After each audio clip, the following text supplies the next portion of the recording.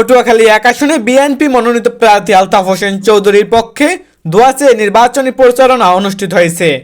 পটুয়াখালী জেলা বিএনপির সাবেক সহসভাপতি ও কেন্দ্রীয় মহিলা দলের সাবেক সাংগঠনিক সম্পাদক ও সদস্য অধ্যাপিকা লাইলা ইয়াসমিনের নেতৃত্বে এই প্রচারণা কর্মসূচি পালন করা হয়।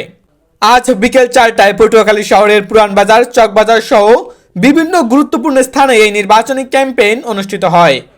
এ সময় নেতাকর্মীরা ধানের শীষ প্রতীকে ভোট চেয়ে সাধারণ মানুষের মাঝে লিফলেট বিতরণ করেন এবং বিএনপি প্রার্থী আলতাফ হোসেন চৌধুরী ও জিয়া পরিবারের জন্য দোয়া কামনা করেন। প্রচারণা চলাকালে অধ্যাপিকা লাইলা ইয়াসমিন বলেন, আগামী 12 ফেব্রুয়ারি অনুষ্ঠিত নির্বাচনে পটুয়াখালী এক আসনে আলতাফ হোসেন চৌধুরী বিপুল ভোটে বিজয়ী হবেন। তিনি নির্বাচিত হলে একটি সুন্দর, আধুনিক ও উন্নত পটুয়াখালী গড়ে তুলবেন ইনশাআল্লাহ।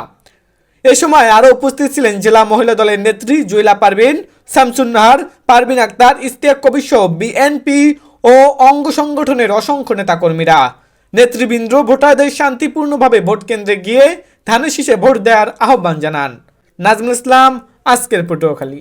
সবার আগে বাংলাদেশ, আর বাংলাদেশের শান্তির জন্য, শৃঙ্খলার জন্য এবং উন্নয়নের জন্য জাতীয়তাবাদী শক্তি সবসময় বলিষ্ঠ ভূমিকা পালন করেছে। বর্তমান বিএনপির চেয়ারম্যান জনাব তারেক রহমান অত্যন্ত সুদক্ষভাবে এবং সুন্দর মন মানসিকতা নিয়ে দলটাকে পরিচালনা করছেন।